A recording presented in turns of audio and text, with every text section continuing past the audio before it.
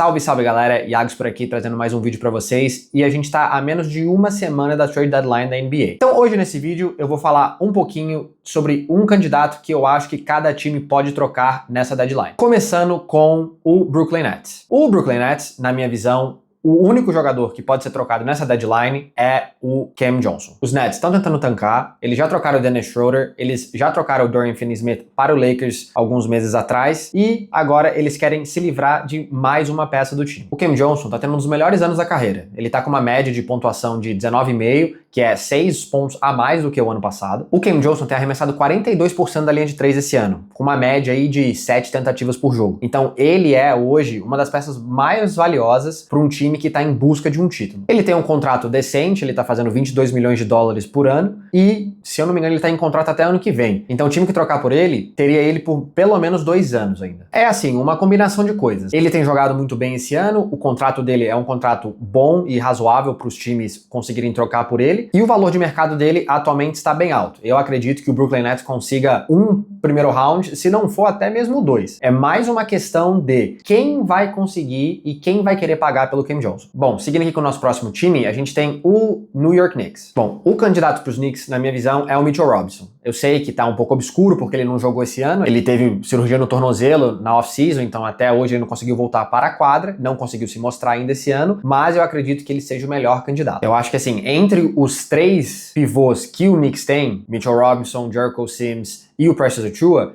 o Mitchell Robinson é o que mais vale a pena. Ele tem um salário bem amigável, com 14 milhões de dólares esse ano e praticamente 13 o ano que vem, então ele é uma peça que os times conseguiriam trocar facilmente. Fora que você conseguiria um retorno muito maior por ele do que o Precious Achiuwa ou o Jericho Sims, que ganham aproximadamente, se não me engano, é 6 e 2, né, milhões de dólares. Você consegue um jogador bem melhor. Quando o Mitchell Robinson tá saudável, eu acho ele um bom jogador. Ele é um cara que pega muito rebote ofensivo, ele é um cara que consegue finalizar perto do aro, principalmente através de ponte aéreas, e ele é um cara que traz energia e ele também consegue proteger o aro ali. Além disso, ele só tem 26 anos, então ainda tem potencial para desenvolver, mas ele precisa ficar saudável, que eu acho que é o grande ponto X ali da carreira dele. Eu acho que ele conseguiu se mostrar bem ano passado nos playoffs contra os Sixers e contra os Pacers, né? Ele entrou e jogou bem nessas séries. Então, talvez os times ainda ficam com esse resquício aí na mente, apesar dele não ter jogado esse ano, né? Acho que ele se mostrou o suficiente para os times quererem talvez tentar trocar pelo Mitchell Robinson. Seguindo com os campeões atuais da NBA, o Boston Celtics, eu particularmente acho que o Celtics não deveria mexer em nada, mas se eles forem mexer em alguma coisa, eu acredito que o Jaden Springer seja uma opção. Eu acho que o Springer você consegue colocar ele ali num pacote, ele mais um primeiro round para tentar pegar um jogador ali um pouco acima da média, né? Ou até mesmo juntar ele com mais 2 segundo rounds e conseguir algum jogador de rotação. O Celtics tem procurado bastante um protetor de aro, apesar de ter o KP, eu acredito que ainda precisa de um segundo protetor. Já vi nomes linkados como Darren Sharp, ou até mesmo se conseguir fazer um pacote de, né, ali 2 primeiros rounds, você consegue trazer possivelmente o Walker Kessler do Utah Jazz. O Jaden Springer tá ganhando 4 milhões de dólares por ano, então ele ganha um pouco acima do mínimo, do contrato mínimo da NBA. Então você, como eu disse, consegue trazer ali um jogador de rotação que não seja um jogador que ganha, por exemplo, o mínimo, né? Que ajuda bastante. O Brad Stevens tem um histórico de fazer trocas, seja na deadline ou seja na off-season, né? Ele ama assaltar alguém, todo ano ele consegue um assalto. Então eu quero ver se o Celtics vai conseguir fazer alguma troca, ou se eles vão ser agressivos. Como eu disse, eu não acho que precisa, mas sempre existe essa possibilidade. Eles obviamente querem seguir aumentando essa janela de campeão que eles têm, com Jason Tatum, Jaylen Brown, então possivelmente essa troca pode ocorrer. E seguindo aqui para o Toronto Raptors. Eu inicialmente achei que o Chris Boucher talvez poderia ser uma possível peça de troca, mas eu acho que ele tem jogado bem o suficiente que talvez o Toronto queira reassinar ele. Então, a única opção que a gente tem é o Bruce Brown, na minha visão. O grande problema do Bruce Brown é que ele ganha 23 milhões de dólares por ano, então achar um comprador compatível com o salário dele é um pouco complicado. Eu acho que para fazer uma troca ali, você teria que envolver um terceiro time, até talvez um quarto time para fazer, né, os salários funcionarem. O Brown tá voltando de lesão com uma média aí de 7 pontos, 3 rebotes e meio, não tem arremessado muito bem, 41% da quadra e 31% da linha de 3. Mas ele traz aquela experiência veterana. O cara já ganhou um campeonato com o Nuggets e ele também consegue defender no perímetro e matar a bola, se melhorar esses números. Então assim, como eu disse, o salário eu acredito que seja o maior problema ali em conseguir movimentar o Brown, mas eu acho que o Toronto vai tentar até quinta-feira. Seguindo para o fiasco do leste, que não é o Miami Heat, é o 76ers, né? Então assim, Filadélfia, antes da temporada, eu acreditei que eles seriam compradores na deadline porque eles estariam bem. Só que, com o fiasco que tem acontecido, eles vão ser vendedores, na minha opinião. O Sixers está atualmente com o 8º pior recorde da liga, eles estão 19-28. O que faz com eles serem vendedores na minha visão. E eu acho que quem eles têm que vender é o Yabusele. Eles assinaram o Yabusele por um contrato de 1 ano com o mínimo da NBA, depois das Olimpíadas que ele teve lá na França. O cara enterrou na cabeça do LeBron, o cara jogou demais nas Olimpíadas. Então eu acho que o Sixers tem que aproveitar que eles conseguiram assinar um cara que não estava no radar de ninguém, um cara que ganha pouco, mas está com médias muito boas. Yabusele está com média de 10 pontos, 5 rebotes, tá arremessando 50% da quadra e 40% da linha de 3 com 4 tentativas por jogo. Que assim, por um cara que não jogava na NBA desde 2019, é bem impressionante. Pelo contrato dele ser tão baixo, qualquer time consegue trocar por ele. A gente tá falando aí de 2 milhões de dólares. Eu acho pouco provável que o Sixers consiga reassinar o Yabusele, porque ele obviamente vai pedir mais dinheiro, e eu não sei se o Sixers vai conseguir, porque eles também não têm bird rights, então eles vão ter que competir com outros times para conseguir reassinar ele essa off-season. Então já que você já tá na merda, né, é melhor tentar trocar o cara, pegar um primeiro round, se você conseguir, mesmo que seja daqui a 2 anos, pra um cara que não tava no radar de ninguém. E seguindo com o Charlotte Hornets, que certamente serão vendedores nessa trade deadline. Acho pouco provável que eles vão mexer no Josh Green ou no Grant Williams. Mês passado já trocaram o Nick Richards para o Suns. O Message também já foi linkado a alguns rumores de troca, mas quem eu acho que vai sair é o Cody Martin. Eu acho que o valor do Cody Martin aí hoje no mercado tá mais ou menos o que eles venderam o Nick Richards, então 2 segundos rounds e mais um jogador, ou só 2 segundos rounds e pronto. Martin é um cara que tá com médias ok, é um cara de rotação, obviamente, mas ele tá com 8 pontos, 4 rebotes e meios, tá arremessando 44% da quadra e 33% da linha de 3. A parte do lance livre é um pouco preocupante, ele arremessa só 69%, mas ele é um cara que consegue contribuir do banco. Ele tá ganhando 8 milhões de dólares esse ano e ano que vem 8,5, então também é um cara que o time que trocar por ele vai conseguir ter ele por 2 anos ali, que é algo bem interessante. Ele é um cara bom de rotação, que ele traz energia do banco, ele é um cara reboteiro e ele é um cara que consegue jogar sem a bola, que é bem importante. Eu acho que o Hornets vai tentar provavelmente procurar um cara que consiga criar para ele mesmo,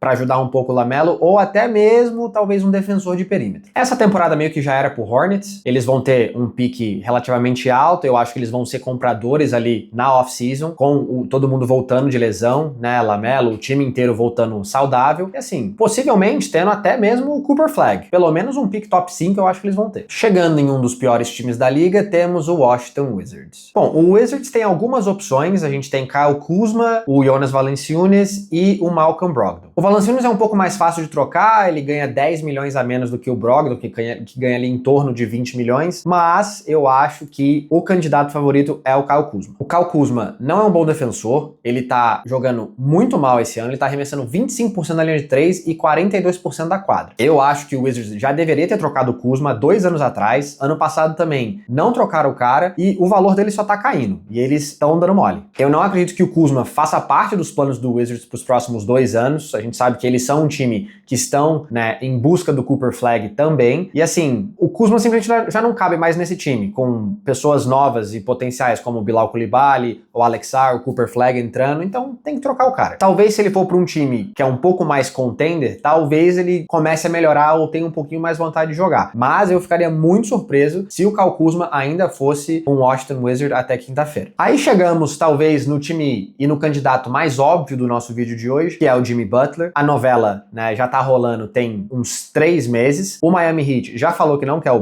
Butler não quer estar em Miami, então é muito provável que ele já seja trocado aí dentro dos próximos dias, com alguns potenciais times sendo Bucks, Suns, já ouvi Pistons também, talvez. Mas assim, não é uma troca fácil. O Jimmy Butler é um cara de 35 anos, Ano que vem, ele está previsto para ganhar 52 milhões de dólares e não está tendo um bom ano. Ele está tendo um dos piores anos da sua carreira, com 17 pontos, 5 rebotes e 4 assistências e meia em 24 jogos, porque o resto ele tem sido tudo suspenso, né? Ele tem arremessado bem da quadra, 54%, com 30%, 34% da linha de 3, mas né, não consegue jogar. Recentemente foi suspenso com tempo indeterminado, então assim, a gente nem... Se o Jimmy Butler não for trocado agora, nesses próximos dias, sabe-se lá quando ele vai jogar de novo pelo Miami Heat. Chegando num time bem interessante que é o Orlando Magic, que aqui foi um pouco difícil eu chegar numa decisão em quem eu acho que eles vão trocar. O Wendell Carter Jr. era uma opção no começo do ano, mas ele acabou de reassinar, então eles não conseguem trocar ele. Sobrou então o Cole Anthony, na minha opinião, que tem jogado bem esse mês de janeiro agora. Eu acho que ele conseguiu elevar um pouco o valor de mercado dele, e se eu fosse o Orlando Magic, eu tentaria vender ele nesse momento promissor que ele tá tendo aí dentro do último mês. O Anthony tem um contrato de 3 anos ainda, ganhando praticamente 3 milhões até 2027. Como eu disse, ele tá tendo um bom janeiro, ele fez 23 pontos contra o Celtics, fez 27 pontos contra o Sixers, então assim, ele teve o seu momento aí esse mês. Se eu fosse o Orlando Magic, eu tenho que tentar vender ele para conseguir alguma coisa de volta. Além do que, você tem Paulo Banchero voltando, você tem Franz voltando, Jalen Suggs possivelmente voltando, Anthony Black jogando bem, então ali tem muita gente e pouco espaço pro Cole Anthony, na minha visão. Ele não é um jogador perfeito, mas ele tem seu valor. Eu acho que ele é um cara que ele consegue produzir ofensivamente, não toda hora, mas eu acho que ele consegue contribuir o suficiente. O contrato dele é um contrato interessante, não é um contrato muito alto, é um cara que vai estar em contrato por 3 anos. E se eu fosse o Orlando Magic, eu estaria procurando talvez um shooter um pouco mais consistente. E seguindo com os coitados do Atlanta Hawks. Bom, depois da lesão do Jalen Johnson, eu acho que o Hawks estava até indo bem. Aí o Jalen Johnson machucou, vai ficar fora a temporada inteira, então, assim, a temporada do Hawks acabou, né? Tem 2 possíveis candidatos, já temos rumores de Bogue no Lakers, mas eu acredito que eles vão tentar trocar o Capela a qualquer custo. O Okongwu pegou ali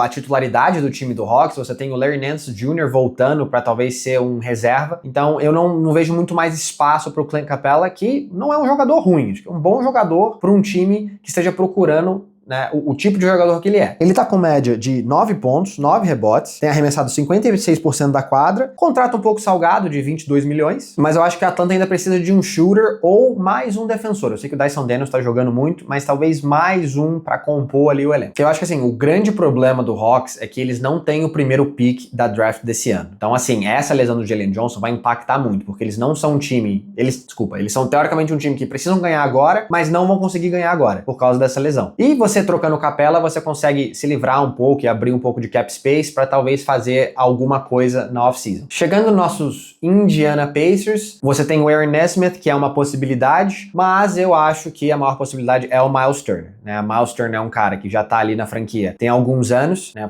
Quase uma década, na verdade. Ele tá em último ano de contrato, então ele vai ser um free agent essa off-season. O Pacers já falou que não tá muito afim de dar um salário alto para ele, então eu acho que o único jeito do Pacers não se fuder é trocando o Miles Turner, porque senão ele vai sair de graça. E eu ainda acho que ele é um cara que consegue contribuir, né? Ele é um cara que arremessa bem de 3, ele é um cara que consegue proteger o ar ali. O Lakers é uma possível opção, o Anthony Davis já falou que gostaria que o Lakers fosse atrás de um center de verdade, que a posição mais natural dele é de power forward, né? Não é de center. Então, é uma possível opção. E chegando no time mais legal do leste até o momento, que é o Detroit Pistons. Bom, o Pistons tá com um aproveitamento melhor que 50% na temporada. Eles vão para os playoffs e eles precisam urgentemente achar uma segunda opção para auxiliar o Cade Cunningham nessa temporada, já que o Jaden Ivey machucou. O Cade tem jogado nível top 10, assim, na NBA. Ontem ele teve um jogo de 40 pontos contra o Dallas Mavericks, que eles ganharam. O Jaden Ivey machucado, eu acho que pesou um pouco pros Pistons, apesar deles ainda estarem jogando bem, né? O Jaden Ivey estava jogando muito bem, então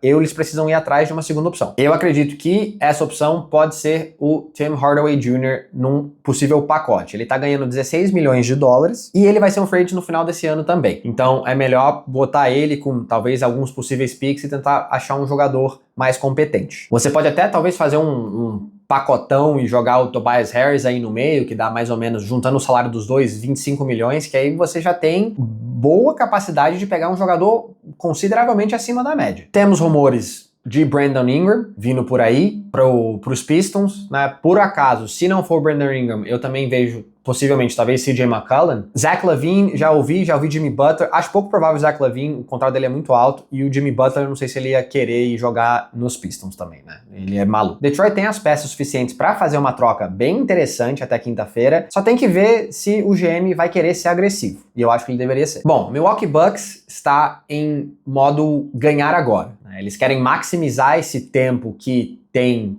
Giannis Antetokounmpo com o Damian Lillard. Então eles precisam fazer alguma coisa. Eu acho que eles são um bom time, não são um bom time o suficiente para chegar nas finais da NBA. Talvez a peça mais óbvia seria o Pat Connaughton, por qualquer coisa, 2 segundo round que seja, mas eu acho que o candidato mais provável dos Bucks vai ser o Chris Middleton. O Chris Middleton tá com 33 anos, tá tendo uma das piores temporadas da sua carreira, né?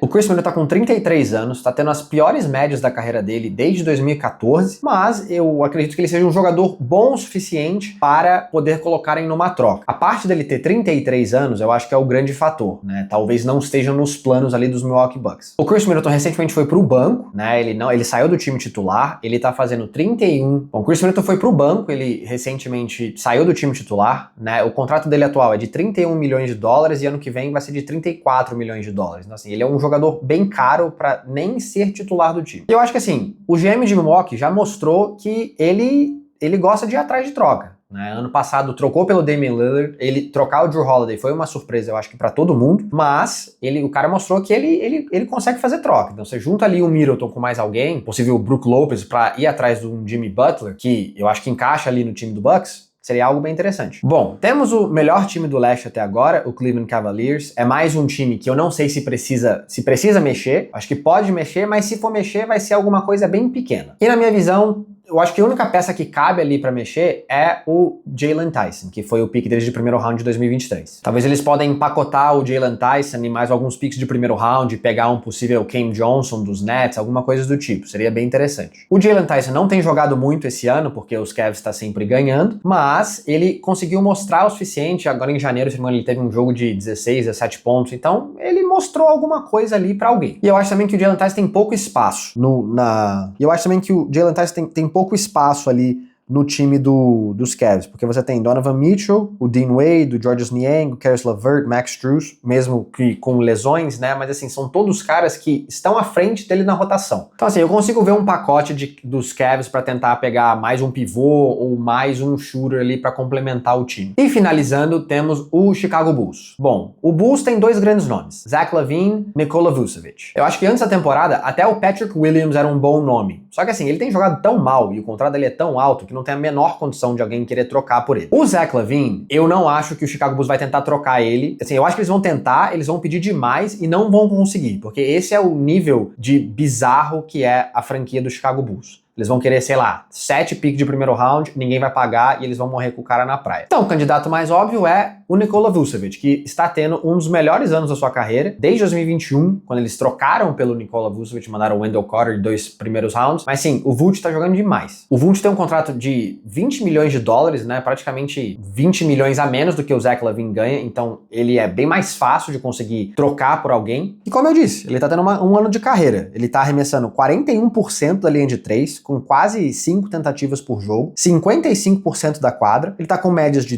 20 pontos, 10 rebotes e 3 assistências. E o outro grande fator é que ele tem 34 anos, né? E o cara não tá ficando mais novo. Então seria ideal pro Chicago Bulls, que é um time que claramente está ali no meio do caminho, é melhor trocar o cara. Então é isso, galera. Esses são os candidatos dos times do leste, na minha opinião. Comenta aí embaixo se vocês concordaram, quem que você acha que o seu time deveria trocar. Se você gostou do vídeo, deixa seu like, se inscreve no canal, clica no sininho. Tamo junto, até o próximo vídeo.